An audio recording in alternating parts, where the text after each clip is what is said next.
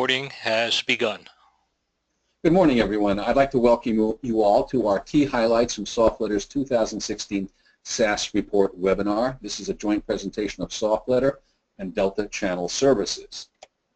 Your presenters today will be me, Merrill Richard Chapman, informally known to my friends as Rick, John Miller, the managing partner and founder of Delta Channel Services, and Warren Winterbottom, a fellow American, and he's the managing partner of Delta Channel Services U.S. branch. Our agenda is going to be this introduction, a market overview of major trends in SaaS from Warren and John. Then we're going to dive into the key highlights numbers from the forthcoming SOFTLETTER SaaS report, and then a Q&A section. Let me just tell you that we welcome any questions that you have, and if you come up with some queries or questions that you'd like to send us after the conference, you have our complete conference contact information, and we will welcome any queries from you. Just to let you know, this is a fairly extensive deck, and there are some interesting data points that we wanted to include, but because of time constraints did not do so. But the value-added deck that you will be able to download when we're done with these sessions will have some additional slides, so you do want to get your hands on that deck, and we will be providing you the link to do so. Okay, this is my contact information, just to let you know, for those who are curious. SOFTLETTER is headquartered in Killingworth, Connecticut. A quick overview of SOFTLETTER. These are some of our research publications. The SOFTLETTER SaaS report, which is a massive and very comprehensive look and deep dive into SaaS business metrics and best practices. If you are a SaaS company, we strongly recommend that you add this to your toolbox of useful research and information. The new release of the report will take place on July 21st, 2016. We do have a special offer for webinar attendees that we will be letting you know about.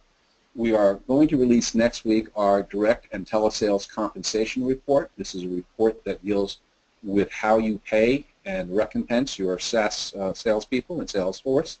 Very valuable for those of you who have a sales force, and that means a great many of you. In August, we'll be releasing the SOFTLETTER Financial Handbook, which is a compendium of operating metrics and best practices in terms of managing your financial side of your SaaS venture. A quick note about SOFTLETTER: it's published twice a month online. It's been in continuous publication since the early 80s. It used to be a print publication. That, of course, is no longer what we do. It's $2.99 per year. Each issue that we release online is packed with hard data, metrics, and executional advice, compensation information. Our latest compensation figures are for SaaS CFOs. And of course, you'll also receive information on new conferences, books, publications, etc. This is just a quick slide of some of the companies that have participated in the past in our series of SaaS University conferences. These are in-person conferences that you attend. We have run 14 of these since 2007. We're not doing any this year, but SaaS University in a revised format will be reappearing next year. Perhaps we'll see you at one. And at this juncture, I'd like to hand it over to John Miller, Delta Channel Services, and he's going to provide you with some overview of major trends in SaaS that are taking place today. John. Thanks, Rick, and good afternoon to everyone. As Rick mentioned at the beginning, this is a European session. We did have a US-centric session yesterday, and as you can see from this chart, Delta is a global organization. And personally, I've traveled over the last year, to South Africa, Asia, Mexico, Caribbean, Nordics, as well as the US. So we hope to bring a truly international dynamic to this, and it's also true to say that unlike perhaps 4 or 5 years ago when it was very much a US-centric market with US-centric players, we're seeing more and more local and regional players coming into the market space. Like Rick, we also work with some large multinationals, the Oracle, SAP, HPs, but also very many new exciting names, names that perhaps some of you may not have heard of, certainly names that weren't around three or 5 years ago. The other piece of introduction, I just wanted to talk a little bit about our partners, but specifically another organization called Montclair, who are based in the US. And you can see there that they've developed something called the Montclair 250 report, because literally 3 or 5 years ago there were really only 250 leading SaaS organizations worldwide. That surpassed over 1,000 organizations last year, perhaps gone up to 1,500. What's also very remarkable is the amount of churn on that list.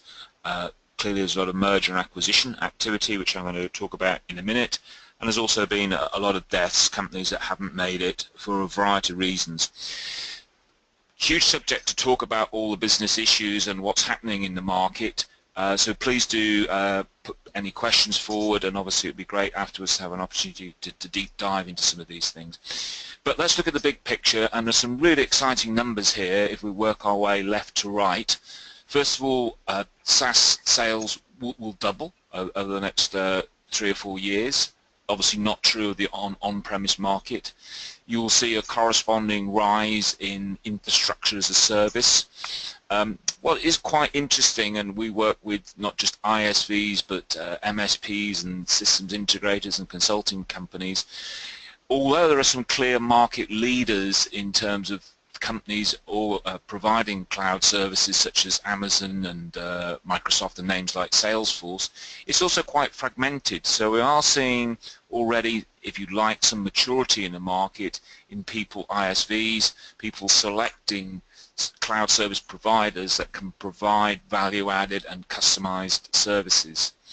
From my travels as well, where we're helping train sales teams to sell in SaaS and cloud, remarkable transformation in the last 18 months. Initially we got some skeptics and some cynicism saying, you know, customers aren't asking for it. That's changed very radically, and you will see in that stat at the bottom from IDC, who I met yesterday, actually confirmed this, massive increase in a number of companies who are planning to use cloud services and SaaS services.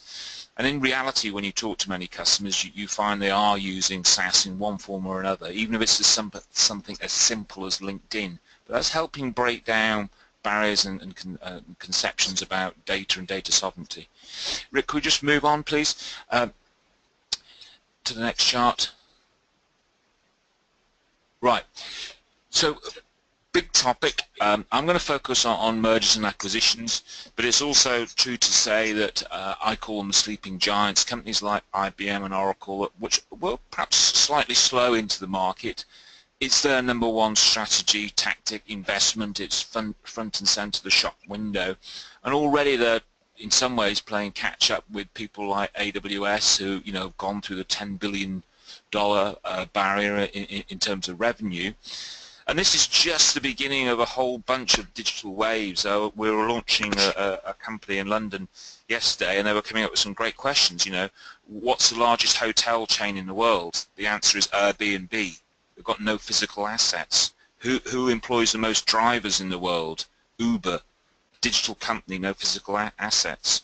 Which company in the world uses the most data online? Answer, Facebook. All new digital companies, and the next wave is going to be the Internet of Things. But Ricky, we could move on then to just start to look at some of the things that are happening in terms now of the valuation of companies. We see our traditional stalwarts like IBM and Oracle, you know, valued at $150, $170 billion. And you'll see a whole host of what the venture capital community called unicorns, unicorn being defined as a company that is valued at $1 billion plus. And you'll see towards the right-hand end, you know, Salesforce already up to $47 billion. So it would be interesting to have a bet, wouldn't it, how long before some of these born-in-the-cloud companies are valued more highly than some of the traditional stalwarts that have been around for generations. And again, lots of new names there. This stat is quite interesting. Sorry, you can keep on that one, Rick, thanks. I mentioned earlier that Montclair had a list of, you know, going over 1,000, 1,500 companies that they profile. We did some further analytics on that, and over 70% of those companies now listed are hybrid. That means they were actually born on-premise and are now increasingly focusing on offering SaaS and cloud-based solutions, where obviously the balance are people who were purely born in the cloud. The stat on the right is based on Delta consulting work we've done with many companies for people who are on that transitional journey, and it has a massive impact, not just in terms of getting the application to market, but on every aspect of their business. And we measure 20 critical success factors, and what this stat says, the 46% average of all the companies that we've profiled on the journey, the average, the medium at the moment is 46%, which means they're not even halfway there. So we see this transition going on over the next 2 to 3 years, but certainly acceleration happening. So very dynamic market. Rick, can we just flip on, please? Wanted to spend just a couple of minutes on a case study because I think it's fascinating and it's a microcosm of what I think is happening in the SaaS market and with SaaS business overall. And we've all read literally in the last 2 or 3 weeks about Microsoft acquiring LinkedIn.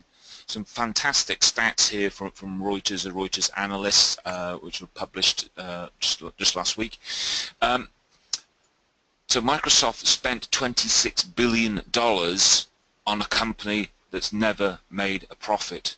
And in fact, if anything, the prognosis is that it's somewhat peaking. It's got 433 million users.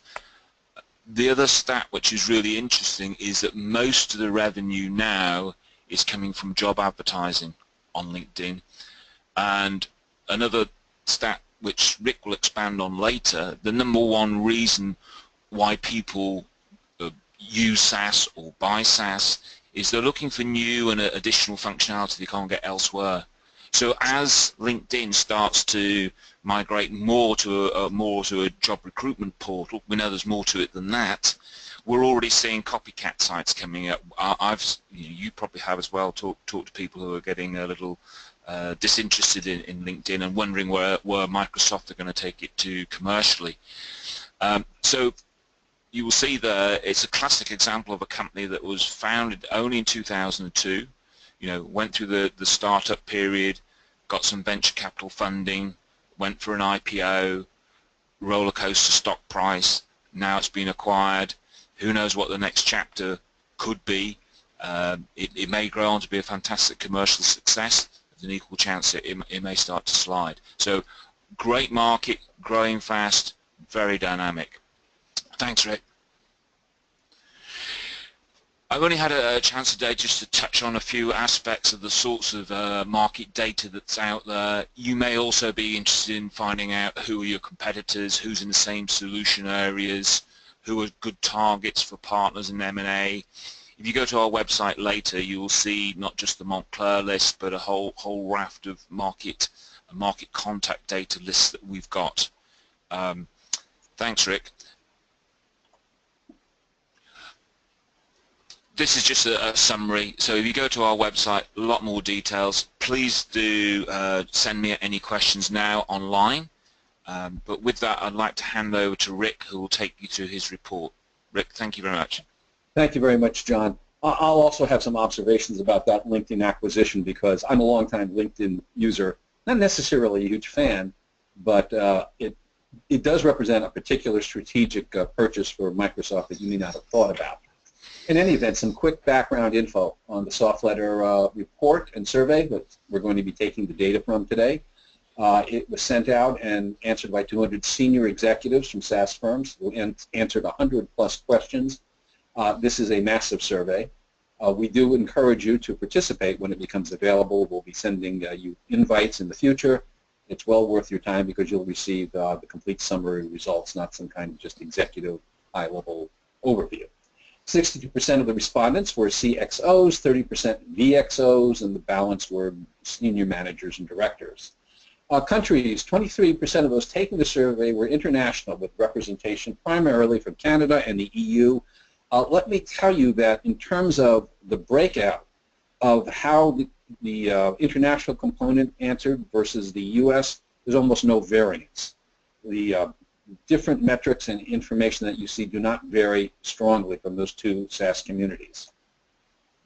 This report is based on the SOFTLETTER SaaS survey, which was launched in 2006. This is the 10th year, our 10th anniversary. This report closed in May. Survey closed in May. Well, let's start with some quick profiles of the companies that participated. This provides us some interesting insights into current directions in SaaS in the industry. We ask country development stage, and this is interesting in that you'll notice that despite all of the attention that's being paid to VC-funded SaaS unicorns, the vast majority, and this has always been true, the vast majority of SaaS companies that have launched into the marketplace are privately owned and privately funded. In other words, many companies are choosing to raise capital privately, bootstrapping themselves, and this has always been a possibility in SaaS because of certain aspects of the model. Of course, it's the venture-funded companies at 14% that get all of the attention. Take a quick look at the 16% public. This is as high as it's ever been. When we first launched this survey in 2006, I'd say the number of companies answering public were like 0.5%. This is indicative of the growth of SaaS and the fact that it has become the dominant model in the software industry. Company revenue size, not a particularly exciting chart because it's very much the same as it's been in the past. 1 to 5 million, 30% of the companies under 1 million, 28% of the companies responding. Companies, you start out small, you grow over time. What's very interesting is the number of 100 million plus companies that show up at 17%. Again, the highest we've ever seen. And this, again, is indicative of the growth of SaaS and the increasing strength that the model is gaining in the marketplace. You may note that it's only 1% reporting 76 to 100 million, and we'll probably take out this slice in the future. And the reason for this is that once you break 20, 25 million, most companies, most SaaS companies rush to 100 million rapidly. Once you reach 100 million, that's when you may continue tremendous growth. In other cases, you may slow down. It really depends upon the type of market in which you're competing. We wanted to take a quick look at what are the primary types of customers that SaaS companies are selling to. And there's some fascinating stuff in here. Now, when SaaS first came back into the industry, and it first began to crawl back from the ASP meltdown of the early 2000s, some of you veterans out there may remember that, SaaS began to recover in the 2004-2005 timeframe. By 2009, it was on its way to industry dominance. But SaaS has traditionally been thought of as SMB, small and medium-sized businesses. And you'll see that SaaS is indeed very strong in mid-market, strong in small businesses, but notice how strong it is in enterprise. The reason for this is simple. Enterprises are now turning to SaaS and are abandoning on-premise software. The surge began in 2012 and is only accelerated. Now, I want to make something clear. It is not the adoption of enterprise which drove the rebirth of SaaS. That is not what did it. We'll be discussing in greater detail later what did. But enterprises did not drive SaaS, but their increasing acceptance of it is expanding its growth. Financial performance. This is always interesting. This is where the rubber hits the financial road. And we asked SaaS companies just a simple question: did your revenues grow? And the answer was yes. 86% said our revenues grew. And that is the highest we've ever recorded. How much did your revenues grow? Well, you'll notice that the median falls between 11 to 30%. And this is a reasonable number. Now, of course, everyone's always talking about those outliers at 3% that achieve 100% plus revenue growth. And if you're a very small company, of course, you can do that. That doesn't mean much. If you increase sales from $1 to $2 million, you've seen a tremendous increase in revenue. But it's much more interesting if you go from 25 to 100 million in a year or two. But the reality is that it's not that easy to grow. I mean, SaaS is not a magic business. It isn't full of magic fairy dust that's raining down on your business and it's going to result in incredible growth. You are doing really well if you're seeing between 11 to 30% growth. That's the median that you should be looking at, and if you're doing better than that, then you are achieving something that's rather nice. This is something of an eye chart. It's sort of just to give you a feel for the cross tabulations that we do provide. I won't spend too much time on it. We'll spend a little more time on some of the other cross tabs.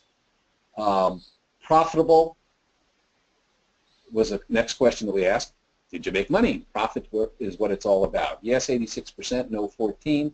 Again, the highest we've ever seen. Now, of course, that doesn't mean you were massively profitable, but if you're in the black at the end of the year, you're profitable. Now, we have to be honest with you. Some companies have lied. We can't stop you from lying to yourself. You may not be truly profitable, but we assume that most of the time you're telling yourself the truth. An interesting cross-tabulation. You'll notice that $100 million companies are reporting that they were profitable. Now you'll also see that 51 to 100 million profitable. One of the things I would like to talk about briefly is this issue of profitability, and that is that you hear a lot of things such as LinkedIn and Uber and Twitter, companies that have not made money yet, but have incredible valuations. Well, that's because they're being evaluated on their potential for the future. Twitter generated a 1.2 billion IPO, which at their current cash burn rate, and they are burning cash because they're not profitable, someone did a calculation that said they could stay in business for 300 years. Now, that's not good enough, by the way. Twitter still one day is going to be expected to meet some of these lofty expectations. So you hear a lot about these unicorns, but the reality is that for most SaaS companies, you're not a unicorn, you're a business, and you've got to grow, you've got to make sales, you've got to make money. You don't do that, you go out of business. Okay, product models. We always like to spend some time on freemium and trial because, in our opinion, way too many companies, especially a couple of years ago, maybe going back to the 2010, 2011 timeframe even, were saying, oh, we got to go freemium. Freemium's where it's at. And you saw all kinds of companies offering all kinds of freemium programs, and it turned out in the end that for many of these companies, it was a very inappropriate choice. And if you're an entrepreneur stage company or starting up, and you're thinking about how you're going to generate your first groups of customers, be very careful about freemium. I'm not saying you shouldn't do it. 27% of our respondents are doing freemium, but it's a fit to certain types of markets. Many of the send and forget markets, the drop boxes, the boxes, the send this files. All of these companies use a freemium model and then depend on converting X percentage of these people to paid usage. But if you're offering an accounting service, if you're offering a legal billing and time tracking service, if you're offering a system that tracks manufacturing processes on a shop floor, freemium is probably a bad match to your business, and nonetheless we saw many companies go in and offering these programs. Now the problem with freemium is simple. Once you give something away for free, it's very hard to get anyone to pay for the service because it was free and it's a bargain, and I know that I'm being offered better things and I know that I'm going to get more functionality, but God, I just love free. Everyone loves free. You love free. In SaaS Entrepreneur, the book that I've written about SaaS, the definitive guide to building and succeeding in your cloud application business, I have an entire section that discusses the psychology that is built up over time when you give something away for free. And it's a very difficult psychological barrier to break. So I strongly recommend you pick up a copy of the book and read that section carefully.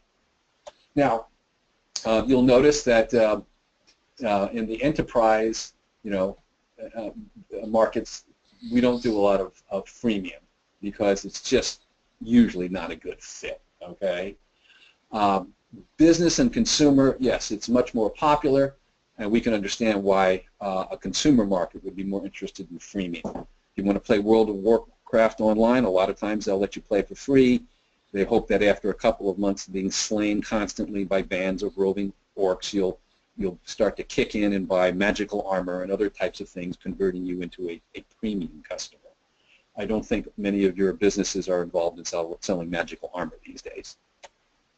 Now, let's talk about the problem with freemium in terms of conversion, and you can see immediately 1 to 3%. 25% of freemium companies achieve 1 to 3%. I can tell you that in most cases, that's not going to make you a big success in SaaS. And notice that after you hit the 8.1 to 10%, which is being reached by 21% of respondents, it falls off rapidly. And that's just the way it is in freemium. If you're doing better than a 10% conversion rate, you're doing really well. If you're hitting 10%, you're doing okay. Your business is probably going to be able to grow. You've developed this database of warm leads among your freemium customers and are moving them along to a paid status.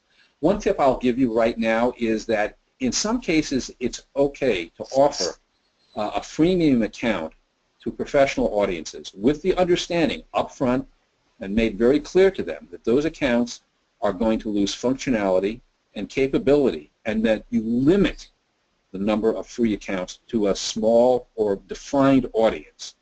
And after that small or defined audience, your beta audience has come in, you shut the freemium program down, and you move to trial or whatever is appropriate for your industry.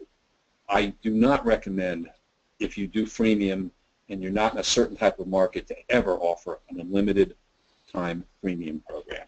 And if you don't make this clear up the front and you start kicking them out of the freemium program, you're going to get a lot of people angry at you.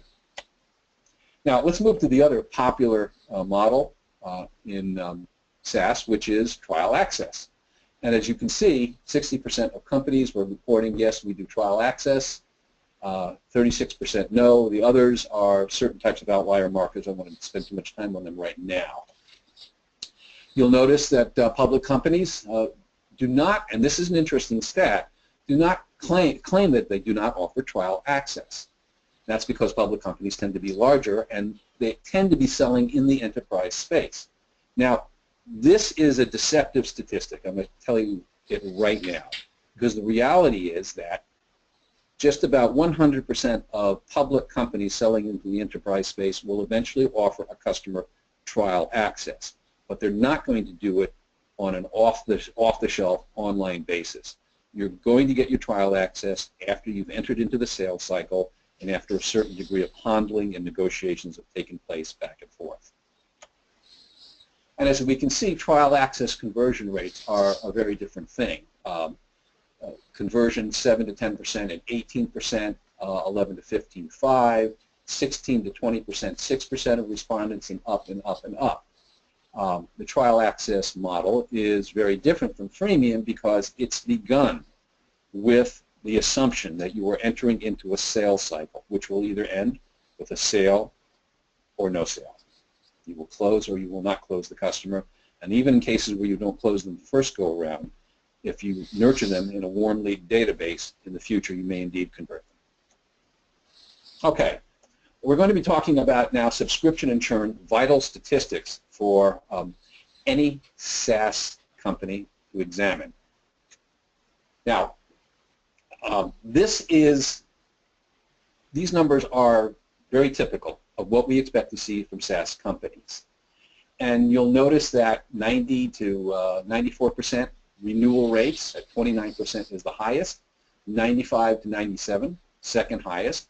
The 99% that we see being reached by 17% of respondents is a very good number. And of course, you always look to achieve 100%. You never get there.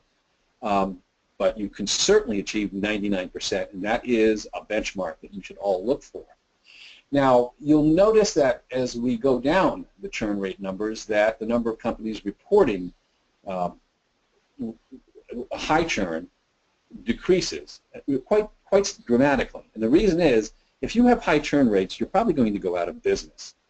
Now, I'm going to share a little anecdote that I had from a person who attended our American session yesterday, and they sent me a note saying, well, you didn't talk about negative churn models. And I said, let me make sure, what do you mean by negative churn? Well, he said, well, SaaS companies are being told by some VCs that they should have high churn rates, resulting in less customers to whom you sell more stuff. And I said, yes, I've heard of that, but I've heard models that postulate that you have a 5% per month churn, which leads to a 60% churn rate. And this person told me, well, people are being encouraged to do that in enterprise markets. Let me stop right there.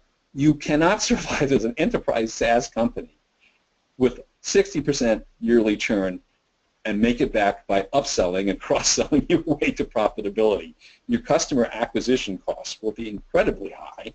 You're going to be spinning your wheels, sending out your direct sales force, and most enterprise companies have a direct sales force, apparently selling a lot of customers who aren't really interested in your products.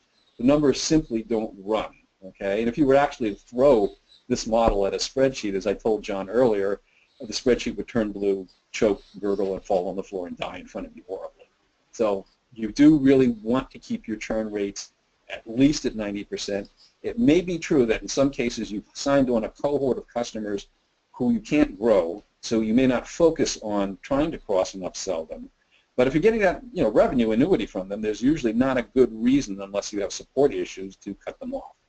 But don't think you can survive in the enterprise market with 5% per month churn rates. You cannot.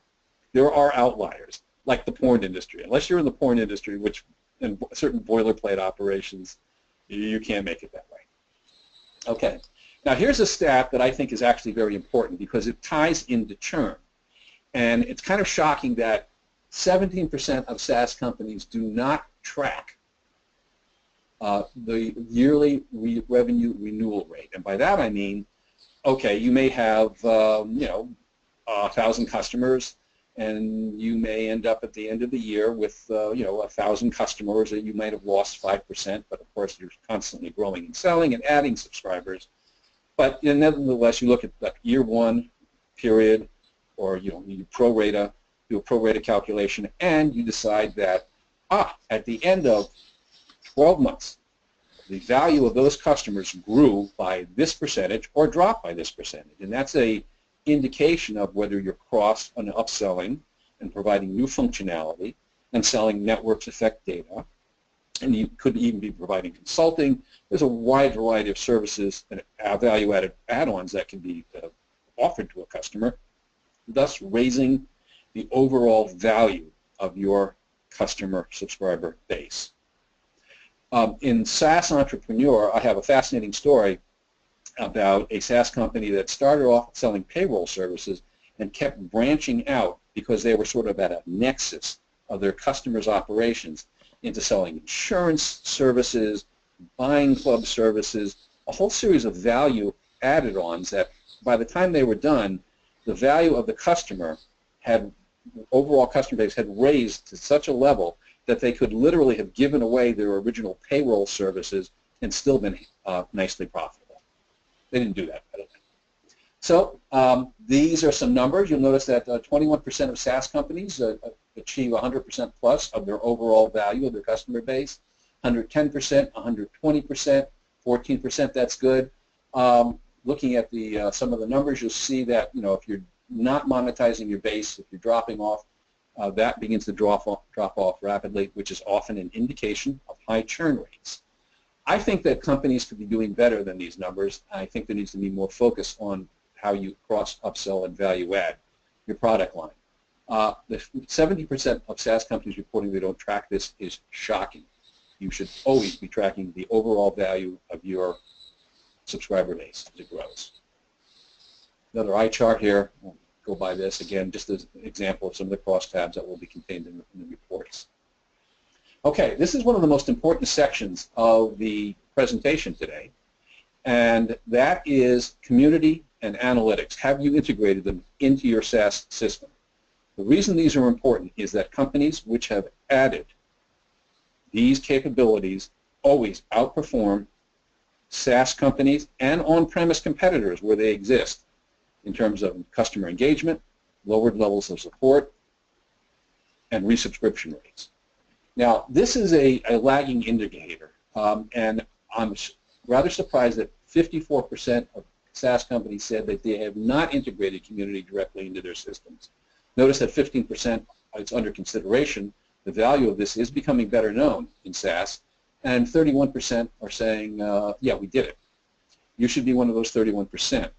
Let me make it clear that such systems as LinkedIn, and well, I don't know that Twitter would have much value, or Facebook, or some of the secondary players out there are substitutes for integrating community into your system. By integration of community, let me define that. It could include peer-to-peer chat. It could include forums. It could include reputation management and gamification. It could include community support of documentation. It could include community support for many level 1 and even level 2 support issues. It can cover a whole range of activities that allow your customers, your product management, and management to communicate with your customer base. Also, I strongly recommend that most SaaS communities be open to outside people on a limited basis. Why? Because there's nothing more powerful than having someone within a community sell the value of your product to someone currently outside of it. Also, the ability of your system to work with your community enables you to understand what's working with your product, what's not working, and build a close rapport. And that's not possible with on-premise software. And if you don't have it in your SaaS system, you are basically, in a sense, reverting back to on-premise bad practices and uncapabilities. Now, we first began tracking this in 2010, and I expected the number to reach 60 to 70% by now. Social networks, as I said, short-term fix, and the reason you want to do this is substantially outperform your competition in on-premise products in key areas: churn, customer engagement, support. You can purchase off-the-shelf SaaS systems that integrate community into your product. You can bake it in yourself. Which you decide to do is based upon your own internal development capabilities, what your cost structure is, but I can tell you it probably is costing you more not to have community than it will cost you to have it. Now, integrated analytics. This is, again, a somewhat lagging indicator, though we are moving towards a world in which every SaaS company will have integrated analytics. Now, you notice 58%, no, 27%. Under consideration, 15%. So we can see what's taking place there. When we first began tracking this in 2009, no one had integrated analytics. And what do I mean by integrated analytics? I mean a system that allows you to track every aspect of customer engagement with your product. What functions are used, when they log in, how often they log in, what functions do they not use, and what is not used can be just as valuable to know as what is used, where they're from, etc., etc., etc. Because of the nature of SaaS, you are in a position to know what everyone does with your product. The value of this extends just beyond that, in that since you know what everyone does and doesn't do, you are in a position to now track best practices to your customers, and in many cases, best practices across different industries, making you a locus or center of valuable information that many times you can market back and even sell to your customer base. You can buy off-the-shelf analytics from companies such as Tatango and Evergage, and I think Kissmetrics. You just do a Google search, and you can build it in yourself if you're so inclined. If you subscribe to SOFTLETTER, you get access to our SaaS University section of the site, which has about 35 online presentations curated from the best of our SaaS University conferences, and there's a section in there devoted to analytics, and we have several presentations by CEOs and high-level managers discussing how they leveraged and used their analytics. There's also an interesting case study in SaaS Entrepreneur about how a domain registration company increased their gross margins by 70% by understanding such things as when was the best time to send their customers information about when to renew their subscription. I would have expected, as I said, the numbers to reach 90% by now. And let me make it clear to everyone, Google Analytics, a great tool, for web tracking and clicking and stuff like that. That's not integrated analytics. That's just one layer that it provides. Again, firms with integrated analytics outperform non-community and non-analytics firms in terms of churn and engagement. And remember, your analytics and your community, in theory, should be integrated themselves, providing you with a tremendous ability to take views of how your customers are using and employing your product. Okay, let's take a quick look at some trends in development. These are, we're going to spend too much time here. This is not a programming session, but if you're a startup or an entrepreneur, there's a few things you need to know. First of all, you have to tell everyone that you're using Agile in your development cycle.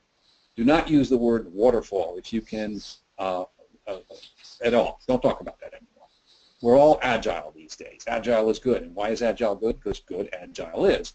I doubt that in many cases, many of your customers, depends on your marketplace, if you're a PaaS platform provider, know what Agile is, but everyone knows one thing about Agile, and that is you want to be it.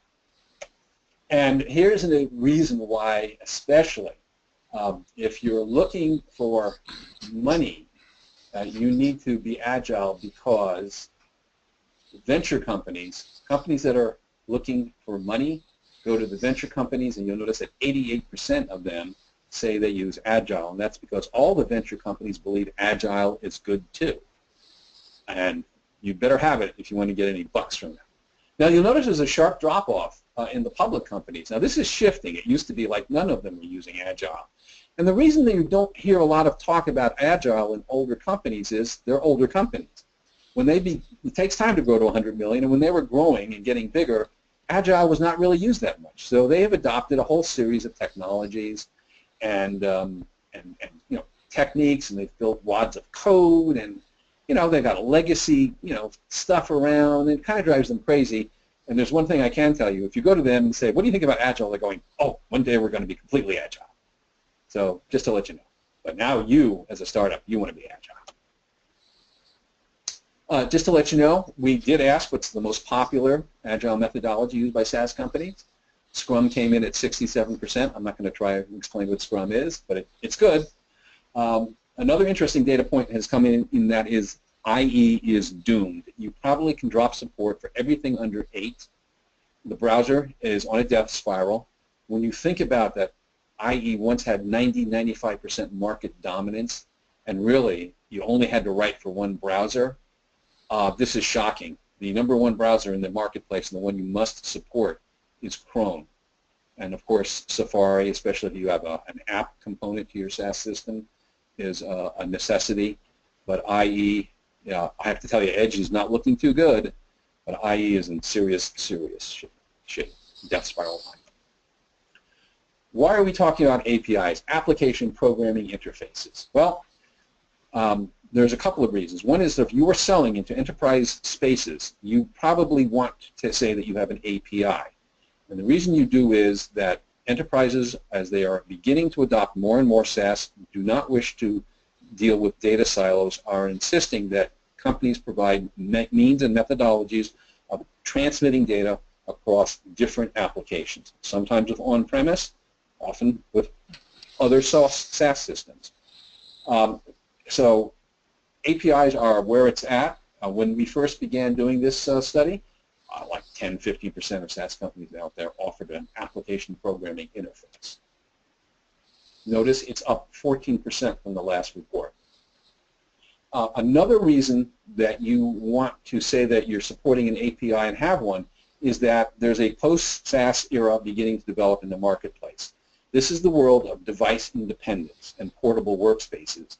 This is going to be a world, and this movement is gaining speed. You're going to be hearing more and more about it. You're getting a forward indicator here by attending this conference, where dependence upon devices is going to decrease, and your applications, your customizations, the entire sum of all the computing assets that you purchase and use will be stored in virtual containers, I call them workspaces, that can be quickly moved to any type of device in any location at any time.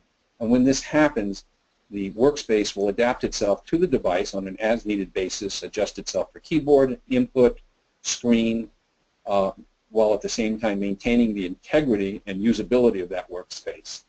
And what are coming into existence are service layers, which are basically metastructures or APIs of APIs that link everything into a single structure. And that's one of the reasons why well, a single layer that the customer or a company can use or not use based upon what they want to do. Now, that's one of the reasons why I think the LinkedIn purchase was very interesting. Microsoft purchased LinkedIn because one of the layers, the service layers that's coming into development is the layer of social services. Microsoft recently, you may have heard about it, purchased an Android-based, predictive typing technology.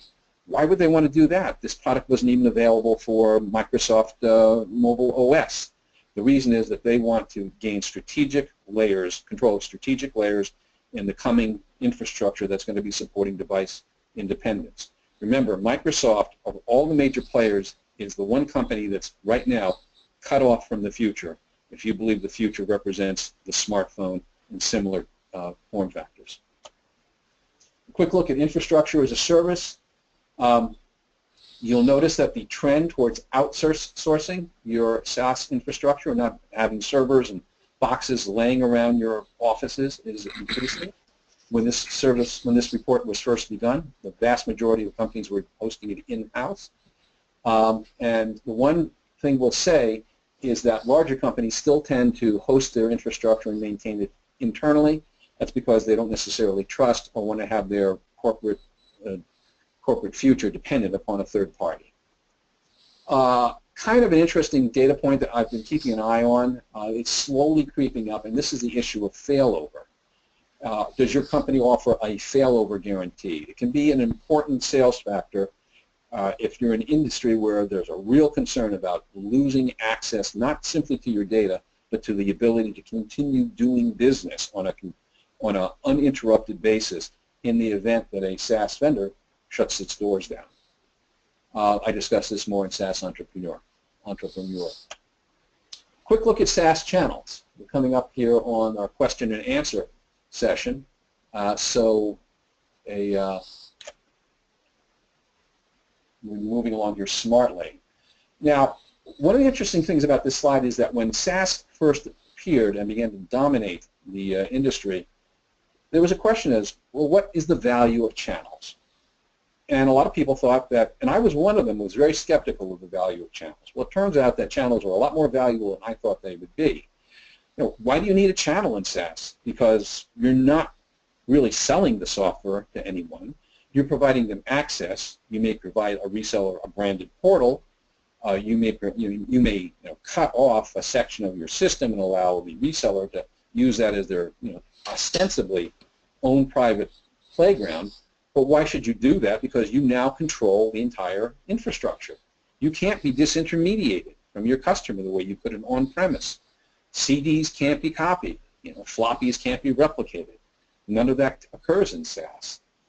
Nonetheless, reality of business is that as your SaaS company grows, you may become very good at selling to certain types of customers and niches, but you're never going to be able to develop the expertise to sell as well as resellers in particular markets. That's always been the reason for a channel, especially at the VAR level.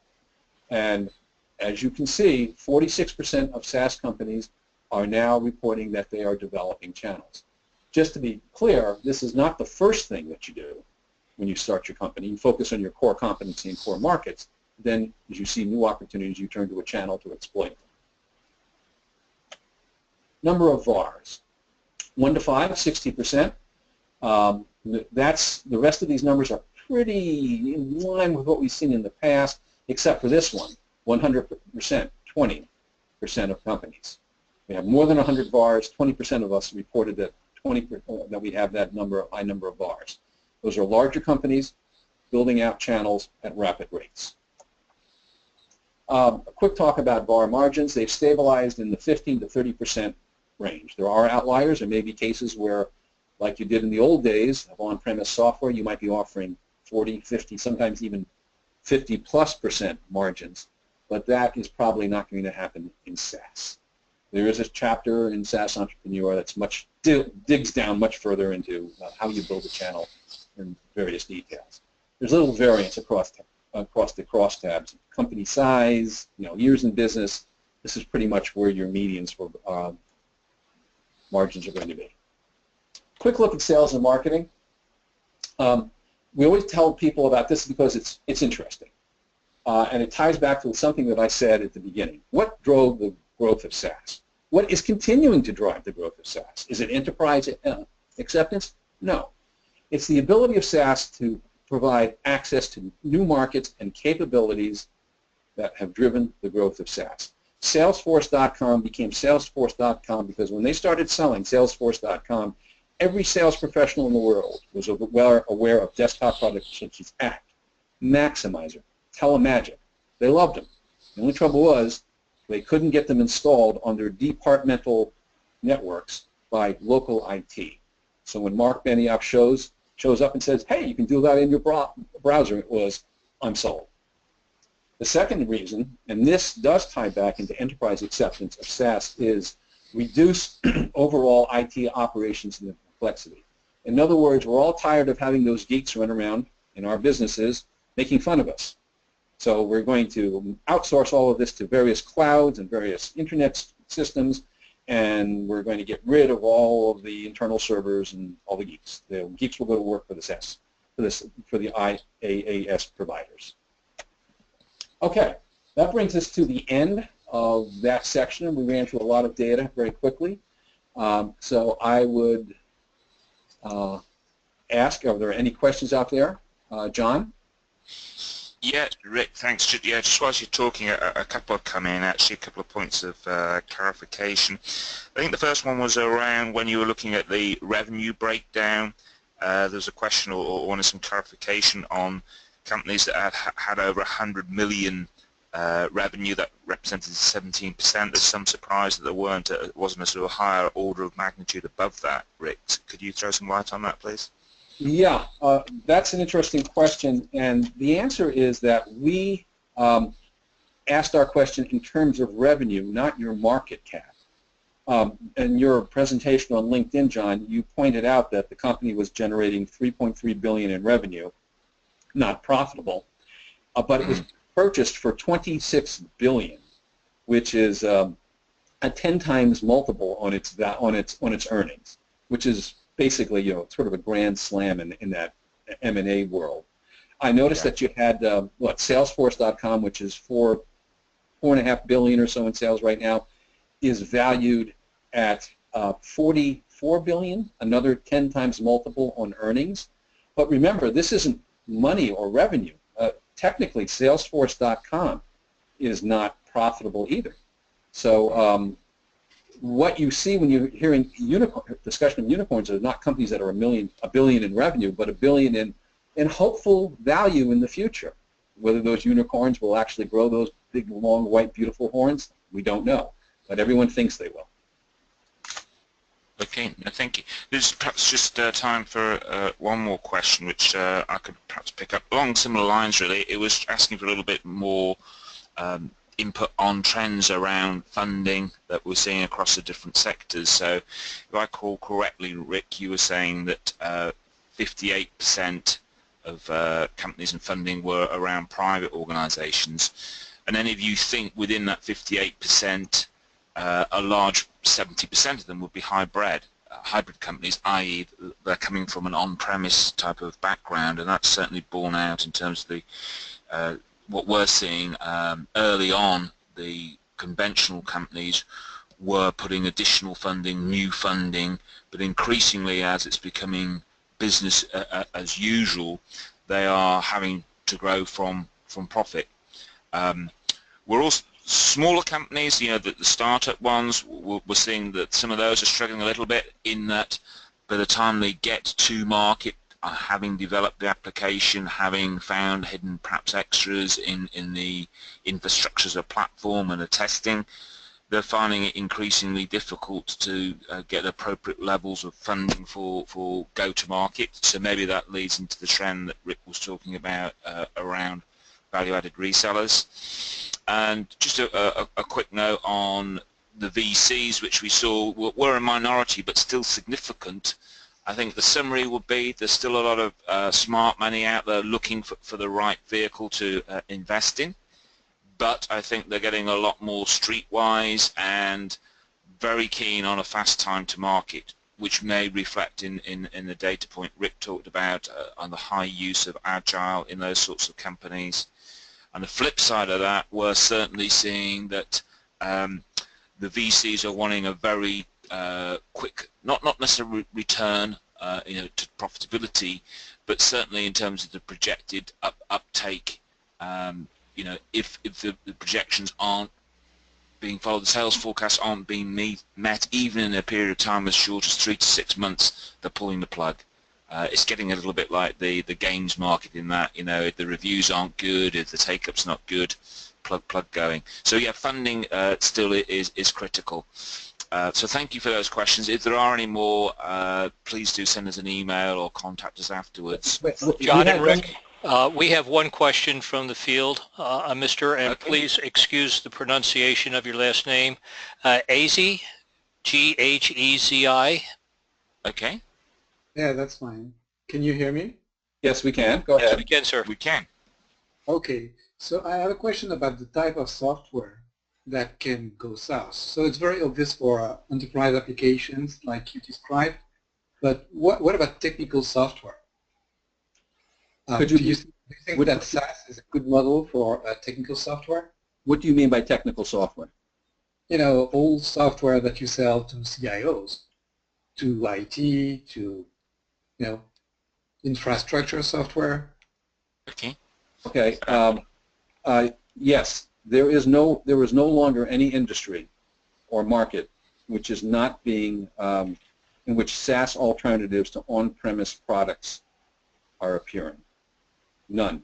There are no more. And I refer to even areas where you had issues with movie production, bandwidth management issues, high-level graphics. There are SaaS alternatives appearing in every single industry. I am unaware of a single industry in which SaaS products are not beginning to penetrate. And I'll tell you, within 10 years, you will have on-premise products that survive and stay in place the way old COBOL applications were retrofitted and kept in place because they work.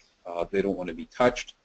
But those industries will be legacy industries. They will not be industries in which there's much growth and in which new products are appearing.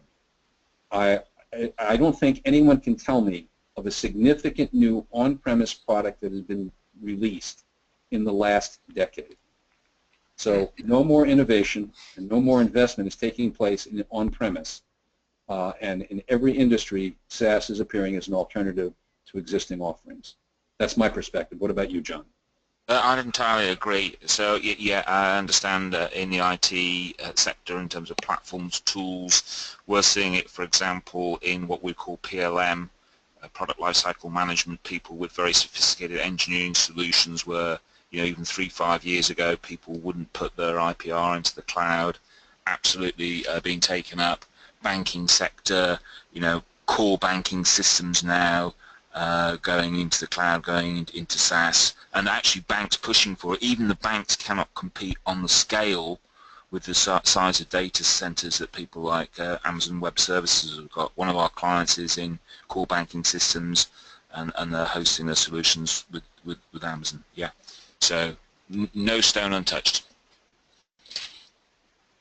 I think that's it for our questions. Let me just quickly let the audience know about a special offer. This is the inevitable special offer.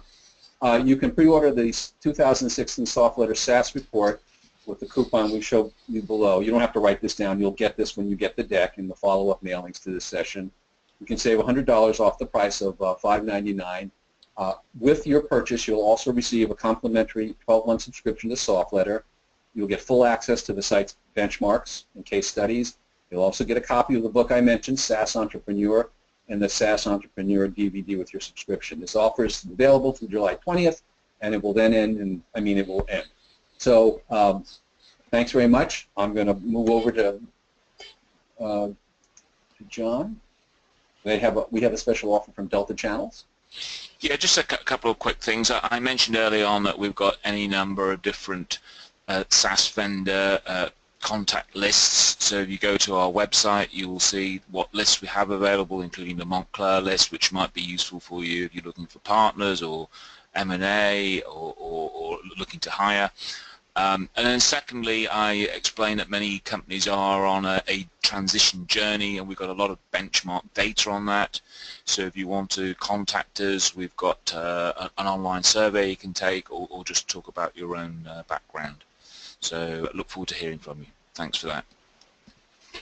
Okay, I think we've come up on almost an hour exactly from when we started. I don't think we have any more questions at this point. So I'm going to say thank you very much for attending. I hope you enjoyed the session. Yes, we are going to be providing a link to this recording so that you can listen to it. We are going to be providing that value-added deck so you can download it. And we'll, of course, remind you of our special offers, and maybe some of you will take advantage of it. It will be, I think, a very good thing for you as well as for us if you do. And again, I'd like to thank you very much for your attendance. And any questions, any follow-up queries that you have, you've got our contact information. We're happy to hear from you. Thanks, and have a great rest of the afternoon. Thanks, and goodbye.